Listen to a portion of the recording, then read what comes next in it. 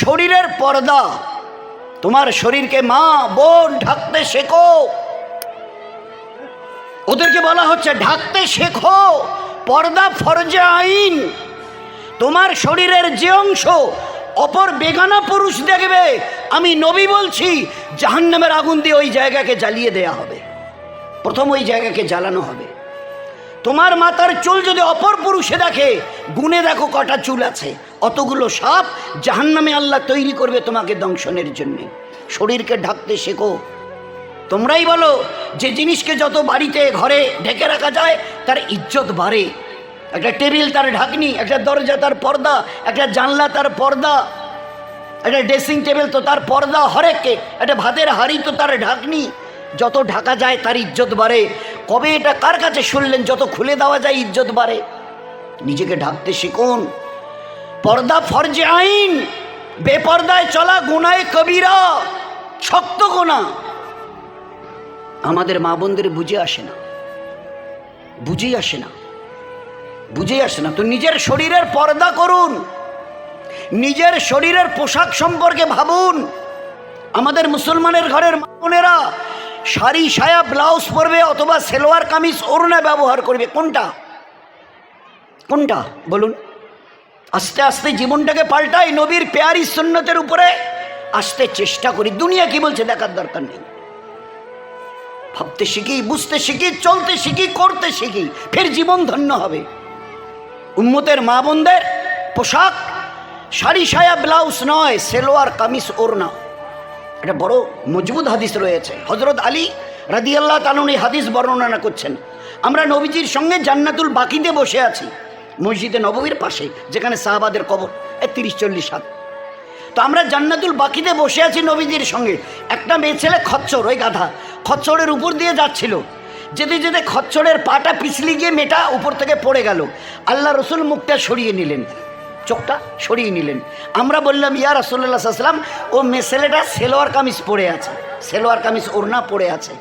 আল্লাহ রসুল বললেন, এ আমার উম্মত, তোমরা তোমাদের মা বোনদেরকে সেলোয়ার কামিজ ওড়না পরাইও, এতে তাদের ইজ্জত আর আবরু বড় হেফাজত হবে।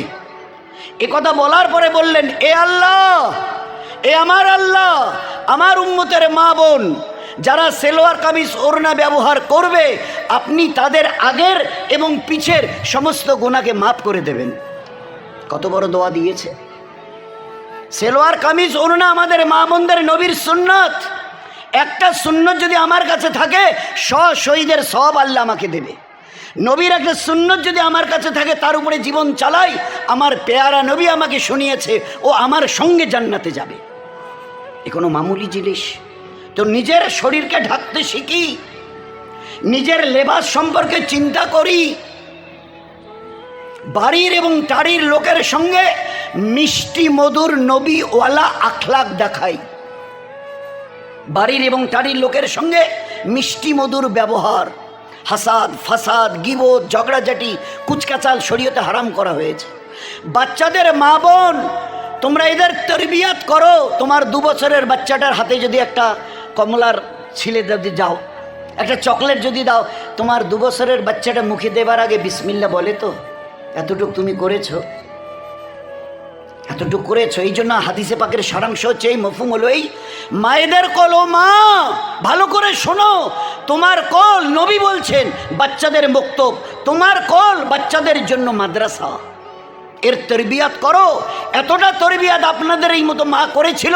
4-4.5 বছরের বাচ্চা আল্লাহকে বলে ফেরেশতাকে দিয়ে জান্নাত থেকে খানা এনে পেট ভরে খেয়ে ঘর থেকে বেরিয়ে গেছে। এতটা তরবিয়াত তার মা করেছিল। তোমার বাচ্চা 1 বছরের বাচ্চা যখন বলে আমি শিশি করব, মা তুমি তাড়াতাড়ি দৌড়ে গিয়ে তার প্যান্টটা টেনে দিয়ে তুমি তাকে দাঁড়িয়ে পেশাব করাও, অথবা যখন সে পেশাবের কথা বলে তুমি প্যান্টটা টেনে দিয়ে তাকে পূব আর পশ্চিম ইয়াদ করিয়ে দিয়ে তাকে এবারে কোন দিকে মুখ করে পেশাব কীভাবে বসে করতে হয় শেখাও। শিখিয়েছো তুমি? তোমার 2 বছরের বাচ্চাটা পাশের বাড়ির বাচ্চাকে, 1 বছরের ছেলেটাকে, 2 বছরের ছেলেটাকে পেশাব করতে দেখে কথা বলে তো, দাঁড়িয়ে পেশাব করছিস? আল্লাহ বল রাগ হবে, আল্লাহ তোমাদের বাড়ির বরকত কেড়ে নেবে, আমার আম্মা আমাকে বলেছে। শিখিয়েছেন আপনি? আপনাদের বাড়িতে কেউ এলে গেলে সালাম দেয়া নেয়া শিখিয়েছেন? 4, 5, 6, 8, 10 বছরের মেয়েটা ঘর থেকে বেরিয়ে যাচ্ছে, মাথায় একটা ওড়না দেওয়া শিখিয়েছেন? এই বেটি তোর বয়স কত? বলে 4। আল্লাহ তোকে কি বলে ডাকে জানিস? ইয়া আইয়ুহাল্লাযীনা আমানু, ও ঈমানওয়ালি বাচ্চি, ও ঈমানওয়ালি, ও ঈমানওয়ালি বাচ্চি, তোকে আল্লাহ কত বড় ইজ্জতের সঙ্গে ডাকে বলতো। তা তুই চলে যাচ্ছিস ঘর থেকে বেরিয়ে, একটা ওড়না মাথায় দিয়ে যা। করতে পেরেছেন? বাড়িতে কে এসছে? খালা খালু, এই বাচ্চাটার খালা খালু, নানা নানিমা এরা এসছে। বাচ্চাটাকে কাছে ডেকে, বেটি কই গেলি? আম্মু এদিকে আয়। হয়তো খালা খালু এসছে, তোর নানা নানি এসছে। ছড়া মুখস্থ আছে তোর? আছে, শোনা তো শুনিয়ে দেয়। ইংরেজি ছড়া আছে তোর মুখস্থ? শুনিয়ে দেয়। Twinkle twinkle. ওরা এবারে নানা নানিমা খালা খালু জড়িয়ে ধরে, আচ্ছা 1.5 বছরের বাচ্চাটাকে এত কিছু শিখিয়েছো তোমরা? আহা, সত্যি এ কত বড় দুঃখ আর আফসোসের কথা। ও মা, এই উম্মতের মা, কি হলো তোমাদের? ধিক তোমাদের জীবন। ইংরেজি ছড়া 1.5-2 বছরের বাচ্চার মুখস্থ করিয়ে আত্মীয় স্বজনকে শুনিয়ে বাহবা নিচ্ছ। একবার বলেছ তাদের কাছে পাঠিয়ে দিয়ে, বেটি এই আব্বু কলেমাটা একবার শুনিয়ে দিত। যে কলেমাটা একবার এই বাচ্চার মুখ থেকে বেরোলে আল্লাহর আরশ পর্যন্ত কেঁপে উঠবে। শেখাতে পেরেছেন? শুনিয়েছেন? একবার সূরা ফাতিহাটা শুনিয়ে দিত তোর খালা খালুকে। শেখাতে পেরেছেন? আম্মু ঘুমাবার সময় যেন কি দোয়া পড়তে হয়? আল্লাহুম্মা বিইসমিকা আমুতু ওয়া ইয়া, ছোট দোয়া। লম্বা কবিতা মুখস্থ করে নিয়েছে। টুইঙ্কেল টুইঙ্কেল শেষ পর্যন্ত মুখস্থ করে নিয়েছে। খাবার দোয়াটা তোর একটু ফুপা ফুপি আম্মাকে শুনিয়ে দিত। বলেছে কখনো? বলুন না। তরবিয়ত করতে পেরেছি? বলেন। ছেলে ফিরে এসে বলছে, আম্মা একটা আমার সফরের কেচ্চা শোনাবো? হ্যাঁ বেটা শোনা। বলছে দিল্লি থেকে আসাম গিয়ে ফিরে এলাম, আমার হাতে হাত দিয়ে 90 লক্ষ লোক ইমান কবুল করেছে একটা সফরে। 90 লাখ ইমান কবুল করেছে। মা জিজ্ঞাসা করছে, চোখে ছলছল করে পানি, বেটা তুমি কি মনে করছো এটা তোমার এই বাহাদুরি? এটা তোমার বাহাদুরি? তো ছেলে বড় বিনয়ের সঙ্গে বলছে, কেন মা ওরকম বলছো? কেন, কি হয়েছে বলো? তো মা এবারে ছলো ছলো চোখে বলছে, বেটা শুনে নে, শুনতেই যদি চাস তো শুনে নে। জন্মের দিন থেকে নিয়ে 2-2.5 বছর আমি তোর মা আমার সিনার দুধ তোকে পান করিয়েছিলাম। ওই আল্লাহর যাতে কসমকে বলছি, এই 2.5 বছরের মধ্যে একটা বেলা তোকে বিনা উজুতে কখনো দুধ পান করাই নাই। একটা বেলা এই 2.5 বছরে। সবাই জানি ছোট বাচ্চারা যখন ওই 10 দিন 20 দিন 1 মাস 2 মাস, তো দিনে যে কত শতবার দুধ পান করাতে হয়। কিন্তু মা কি বলছে, বেটা জানিস এই 2.5 বছরে একটা বেলা আমি বিনা উজুতে তোকে দুধ পান করাইনি। আচ্ছা বলেন তো, ওই মায়ের এই বেটা খাজা মঈনুদ্দিন চিশতি রহমতুল্লাহ আলাই হবে না? তো আমাদের এই ঘরের বেটা হবে? মসজিদের দরওয়াজাটা কোন দিকে এখনো বলতে পারে না। 30 বছরের আমার ছেলেটা, 2টা বাচ্চার বাপ, কোরআন শরীফটা কোন দিকে ধরতে হয় এখনো জানে না পর্যন্ত। কোথায় আমাদের বরকত, কোথায় আমাদের রহমতের রাস্তা আমরা করে রেখেছি? যখন কোনো মুসিবত আসে, আল্লাহ এ আল্লাহ আমাদের সাহায্য কর, মদত কর, এ আল্লাহ তুমি আমাদের সাহায্য করো, মদত করো। আল্লাহ আসমান থেকে আল্লাহ জিজ্ঞাসা করে, আমার কাছে মদত চাইছো, আমার ইবাদত তোমাদের কাছে কতটা আছে আমাকে শোনাবে? এ আল্লাহ তো তোমার মদত কই, সাহায্য কই? আল্লাহ আসমান থেকে জিজ্ঞাসা করে, আমার ইবাদত কই? তোমাদের পর্দা পুশিদা কই? তোমাদের বাচ্চাদের তালিম তরবিয়াত কই? 4-4.5 বছরের বাচ্চা মাদ্রাসায় পাঠিয়েছে মা, যাও এলমে দিন শেখা ফরজ বেটা, গিয়ে এলমে দিন শিখে আয়। চলে গেছে আলিফ বা তাসার কিতাব নিয়ে, নূরানি কায়দা বলি ওই রকম। ওস্তাদ দেখে বলেছে, বেটা পর আউজুবিল্লাহ বিসমিল্লাহ আলিফ বা তা সা আলিফ বেতে সে পর। ও ছোট বাচ্চা 4.5 বছরের, আউজুবিল্লাহি মিনাশ শাইতানির রাজিম বিসমিল্লাহির রহমানির রহিম আলিফ বা তা সা না পড়ে 20 পারা কোরআন মুখস্থ শুনিয়ে দিয়েছে। প্রথম দিন মাদ্রাসায় গিয়ে 20 পারা। উস্তাদের চোখ এত বড় হয়ে গেছে, জড়িয়ে ধরে বলছে, বেটা তোর হাতে নুরানি কায়দা অর্থাৎ ওই আলিফ বা তাসার কিতাব, আর তুই 20 পারা কোরআন। তো জবাব দিচ্ছে, উস্তাদজি আমি যখন আমার মায়ের পেটে ছিলাম, আমার মা প্রতিদিন 20-22 পারা কোরআন তেলাওয়াত না করা পর্যন্ত কখনো শোয়নি। আমার মা যখন তেলাওয়াত করত আমি তখন তার পেটে, আর পেটে থেকে থেকে আমার মায়ের পড়া কোরআন আমি মায়ের পেটেই মুখস্থ করে নিয়েছি। এই বড়পীর সাহেব আব্দুল কাদের জিলানী রহমতুল্লাহ। তাদের বাচ্চা যদি ওই হয়, আমাদের বাচ্চা আজকের বল 2 বছরের বাচ্চা বলছে ভাত নিয়ে গেছে, মা খাওয়াবে, তো বাচ্চাটা বলছে আমি যে ভাত খাবো কি দেখে খাবো, আগে মোবাইল দাও, আগে মোবাইল দাও। আমি যে খানা খাবো, ভাত খাবো বলছিস মা, তো আমাকে আগে মোবাইল দাও। আমার সামনে যতক্ষণ তো ওই মা তার হাতে মোবাইল দেয়নি, কসম দিয়ে বলছি, ততক্ষণ মা বহু চেষ্টা করে একটা লোকমা তাকে খাওয়াতে পারেনি। আমাদের বাতরি 2, 3, 4 বছরের ছেলে আর মেয়ে মোবাইল ছাড়া কিছু বোঝেনি, কারণ আমরা ওইভাবেই তার তরবিয়াত করেছি। সাহাবাদের ঘরের মা বোন তারাও তাদের বাচ্চাকে প্রতিপালন করে তরবিয়াত করে বড় করেছে। 8, 9, 10 বছরের বাচ্চা হজরতে রাফে রাদিয়াল্লাহু তাআলা আনহু, হজরতে সামুরা রাদিয়াল্লাহু তাআলা আনহু এবারে মসজিদে নববীতে নবীর মজমায় ছটফট করছে। এইবারে বড় সাহাবীর কাছে গিয়ে বলছে, চাচা যান আল্লাহর নবীর কাছে বলেন না আমাদেরও নামটা লিখে নিক, আল্লাহর নবী জামাত পাঠাবে আল্লাহর রাস্তায়, আমাদেরও জন্য আল্লাহর রাস্তায় পাঠায়। তো বয়স্ক সাহাবা জিজ্ঞাসা করছে, আরে তোমরা ছোট বাচ্চা আল্লাহর রাস্তায় গিয়ে কি করবে? বলে কেন, আল্লাহর রাস্তায় গিয়ে আল্লাহর দিনের জন্য গর্দান কাটিয়ে দেবো। তো একটা জামানা ছিল মা এতটা তরবিয়াত করেছে, ছোট অবুজ 8, 9 বছরের বাচ্চা হজরতে রাফে, হজরতে সামুরা রাদিয়াল্লাহু তাআলা আনহুমা, এরা আল্লাহর রাস্তায় জান দেবার জন্যে আমরা মা আজ আমাদের বাচ্চারা এতটা তরবিয়াত করেছি। খেতে বললেও খায় না মোবাইল না দিলে।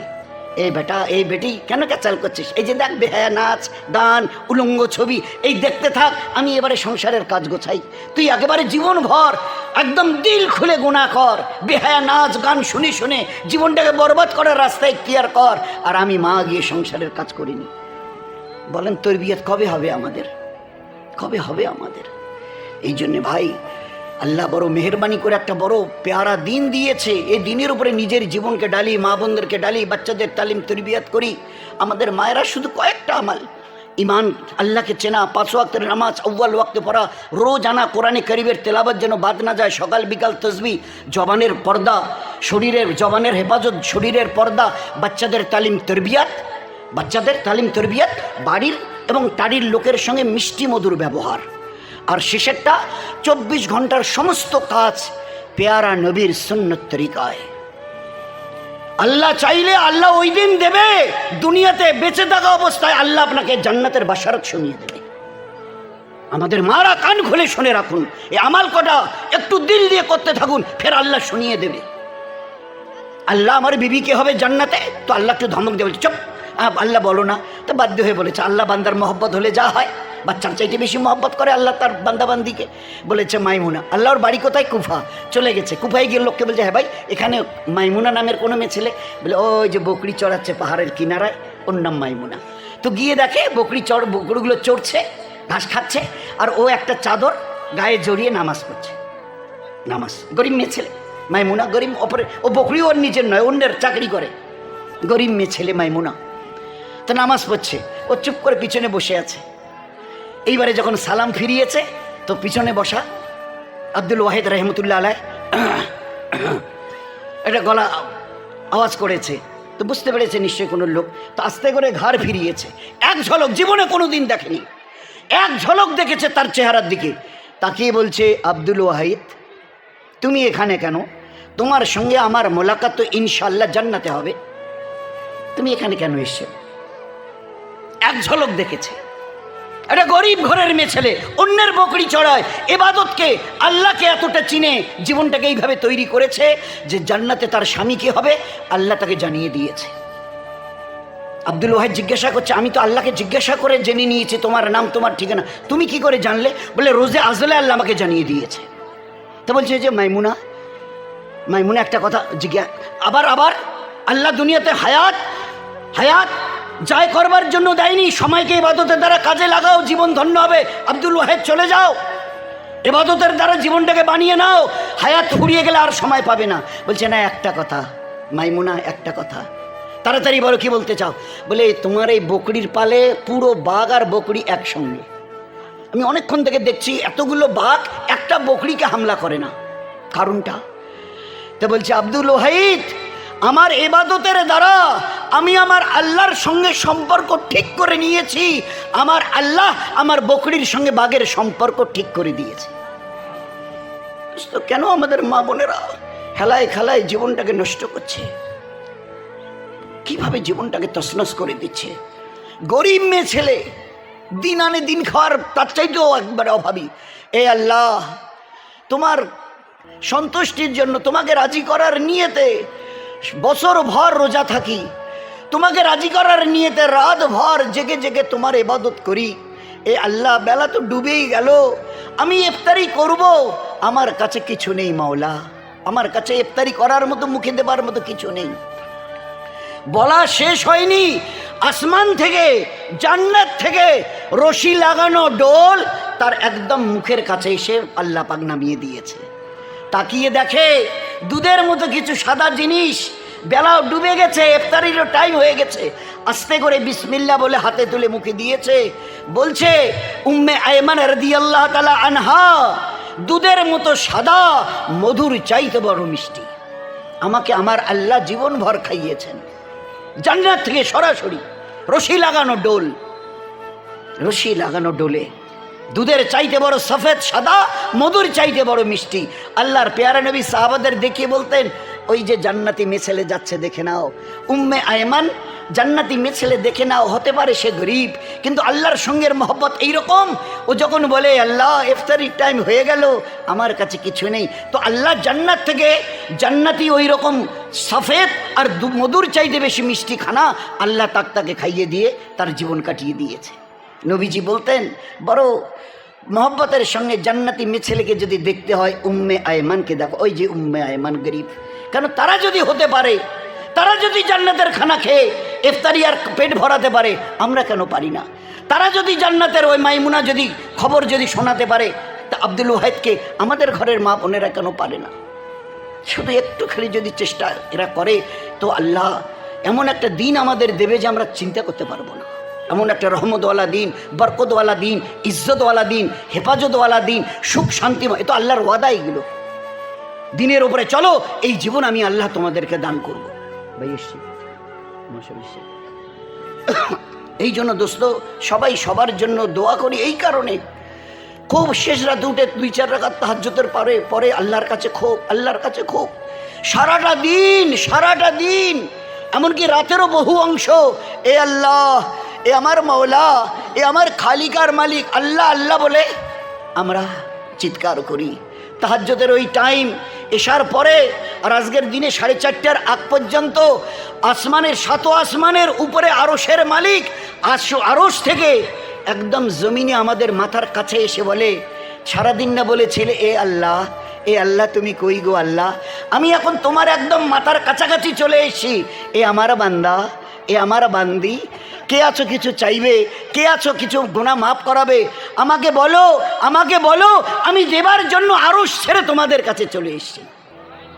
এই সেই তাহাজ্জুদের ওয়াক্ত নিয়ত যদি করি, শুধু 2 রাকাত সালাতুল হাজত পড়ে আল্লাহকে, এ আল্লাহ আমি জীবনে তাহাজ্জুদ কাজা করতে চাই না, তুমি আমাকে একটু যদি মদত করো, হেফাজত তোমারই হাতে, এ আল্লাহ।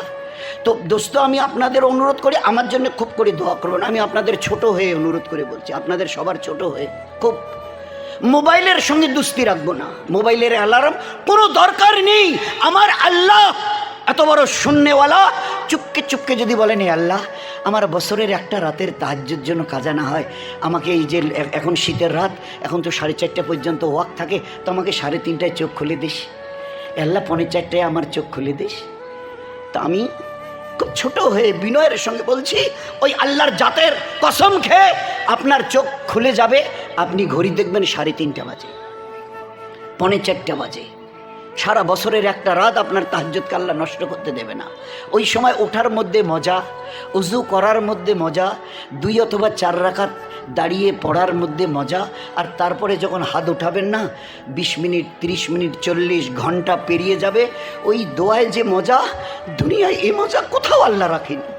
কসম দিয়ে বলছে, দুনিয়ার কোনো জায়গায় আল্লাহ এই মজা রাখেনি। জওয়ান ছেলের সুন্দরী বিবি, আজকের তার প্রথম রাত, বাসর রাত যেটাকে বলি, আজকের তার প্রথম রাত, খোদার লক্ষবার কসমকে বলছি, ওই জওয়ানের কাছে ওই সুন্দরী হুরওয়ালি সুন্দরী বিবির প্রথম রাতের যে মজা, খোদার কসমকে বলছি, 1,00,000 কোটি মজা আল্লাহ তাহাজ্জুদের মধ্যে রেখে দিয়েছে। চেষ্টা করব ইনশাল্লাহ, সবাই সবার জন্য দোয়া করি, আর মাদ্রাসাগুলোর দিকে একটু নজর দিই। দিন অতক্ষণ পর্যন্ত দুনিয়ায় বাকি থাকবে না, যতক্ষণ এই জায়গাটার হেফাজত করব না। আল্লাহ নবী সাল্লাল্লাহু আলাইহি সাল্লাম বলতেন, আল্লাহ আমাকে দুটো জিনিস দিয়ে পাঠিয়েছে, এলেম আর হেদায়েত। কটা জিনিস হলো ভাই? কটা জিনিস হলো? আল্লাহ আমাকে দুটো জিনিস দিয়ে পাঠিয়েছেন, একটার নাম হেদায়েত আর একটার নাম এলেম। এ জিসম, এই ইঞ্জিন কি করে চলবে? ওর সাহারা ওই কোরআনে করিমের ওই হাদিসে মোবারকার যতক্ষণ সাহারা নেব না, এই উম্মতের জীবন বেকার বেকার বেকার বেকার, কোনো দাম নেই এই জীবনের। গাড়ির যেমন ক্যাটালগ দেওয়া হয়, এই ইলমের দ্বারা আল্লাহ পাক পুরো জিনিসকে, তুমি কি করে আল্লাহর মেহবুব বনবে, পেয়ারা বনবে, তার সমস্ত কথা, আল্লাহর পাকের কিভাবে আযাবের মধ্যে তুমি কখন কিভাবে গ্রেপ্তার, পুরো খুলে খুলে। এই জন্য এই জায়গাগুলোর দিকে একটু নেক নজর দিই। এর যা বদলা আল্লাহ দুনিয়ায় দেবে, এর যা বদলা আল্লাহ আখিরাতে দেবে, এটাকে বাকি রাখবার জন্য যার দোয়া করব। আল্লাহ যখন একটু মৌকা দেয়, কিছু পয়সা করে দিয়ে, অর্থ সাহায্য করে, এটাকে ইমদাদ করব যাতে এই জিনিসটাকে ফুলে ফেপে আল্লাহ পাক বাঁচিয়ে রাখেন। কখনো মাশওয়ারা দেব, কখনো হাত তুলে দোয়া মাংবো, কখনো এটা ওটা দিয়ে। দারুল উলুম দেওবন্দের মধ্যে মাদ্রাসা, সাহারানপুরের মাদ্রাসা, জওহরলাল নেহরু যখন ছিলেন নিজে গিয়ে, ইন্দিরা গান্ধী যখন প্রাইম মিনিস্টার ছিলেন নিজে গিয়ে দেওবন্দওয়ালাদের, সাহারানপুরওয়ালাদের, আপনাদের এই মাদ্রাসাটা আমাদের হাতে তুলে দেন। মুদাররেসদের বেতন, তাদের কাপড় চোপড়, খাওয়া খাদ্য, হোস্টেলের খরচা, বাচ্চাদের তালিব ইলিমদের যা কিছু লাগে সব আমরা বিয়ার করব। বলছে না না না, উম্মতকে জান্নাতের রাস্তা তয় করতে দিন। আমরা এটা কখনো আপনাদের হাতে এই জন্য দিতে চাইছি না। উম্মত এর খেদমত করবে, আল্লাহ দুনিয়াতে রহমতের বারিশ বর্ষাবে, মরণের পরে এদের জন্য জান্নাতের দরজা আল্লাহ খুলে দেবে। আমরা এটাকে আপনাদের হাতে তুলে দিয়ে উম্মতকে আমরা এত বড় খায়ের থেকে বঞ্চিত করতে পারি না, মাহরুম করতে পারি না। আমার খুব কাছে থেকে জানা কথা বলছি আপনাদের, জওহরলাল নেহরু, ইন্দিরা গান্ধী, তারপরেও যিনি এসেছিলেন রাজীব গান্ধী ওগেরা, বহু চেষ্টা করেছে ওখানে গিয়ে দিল্লিতে ডেকে নিয়ে নয়, তাদের জায়গায় দেওবন্দে, সাহারানপুরে, কিন্তু না, এর খায়ের তারা দেখেছে। এর খায়ের, এর দিকে হাত বাড়ানোর মধ্যে কী লাভ আল্লাহ দেখিয়ে দিয়েছে, যার জন্য আজ পর্যন্ত কাউকে হাত দিতে দেয়নি। পাবলিকদের, উম্মতের সমস্ত কিছু দিয়ে আল্লাহ পাক এত বড় মাদ্রাসাকে পুরো এশিয়া মহাদেশের মধ্যে বিখ্যাত করে আল্লাহ পাক চালিয়ে। তো এই জন্য এদিকে দেখ দিয়ে একটু নেক নজর দিই না, আমার শেষ একটু যদি নেক নজর দিই, আল্লাহ আমাদের দিকে যখন তার নেক নজর আমাদের দিকে দেবে, তো দুনিয়ায় কোনো জিনিসের অভাব আল্লাহ বাকি রাখবে না ইনশাআল্লাহ। চেষ্টা করবো ইনশাআল্লাহ ভাই, আল্লাহ যেন আমাদের সহি দিনকে বুঝে এর উপরে চলে আল্লাহ এবং তার পেয়ারা নবীকে খুশি করে রাজি রেখে যেন দুনিয়া ছাড়তে পারি। আল্লাহ যেন তার তৌফিক দেয়। আর আমাদের প্রত্যেকটা মুসলমানের ঘরের পুরুষ আর আমাদের মা বোন সবাই মিলে দোয়া করি, আমাদের মুসলমানের প্রত্যেকটা বাড়িকে আল্লাহ যেন সাহাবা রাদিয়াল্লাহু আজমাইনদের বাড়ির নমুনা বানিয়ে দেয়। মুসলমানের প্রত্যেকটা বাড়ি হজরতে সাহাবায়ে কেরাম রাদিয়াল্লাহু আজমাইনদের বাড়ির নমুনা বনুক, ইমানের লাইনে, একিনের লাইনে, ইবাদতের লাইনে, পর্দা পুশিদার লাইনে, দিন শেখাশেখের লাইনে, বাচ্চাদের তালিম তরবিয়াতের লাইনে, নবীওয়ালা মিষ্টিমধুর আখলাকের লাইনে। আর 24 ঘন্টার সংসারের জীবনে যে কোনো কাজ করি, থুতু যদি ফেলতে হয় আমার পেয়ারে নবীর সুন্নতটা কি, জুতোটা যদি পায়ে দিতে হয় আমার পেয়ারা নবীর সুন্নতটা কি, হাতের নখটুকু যদি কাটতে হয় আমার নবীর। তো 24টা ঘন্টা সংসারের সমস্ত কাজ নবীর পেয়ারি সুন্নতের উপরে কাটাবার জন্য এরাদা করি। দুনিয়ার জীবন ধন্য হবে যেদিন দুনিয়ার থেকে চলে যাব, আল্লাহ পাক 8টা জান্নাতের দরজা খুলে দিয়ে আমাদেরকে ইস্তেকবাল করাবেন। চেষ্টা করবো ইনশাআল্লাহ। আল্লাহ যেন তৌফিক দান করে। ওয়াকির দাওয়ানা আলহামদুলিল্লাহি রাব্বিল আলামিন। আসসালামু আলাইকুম ওয়া রাহমাতুল্লাহি।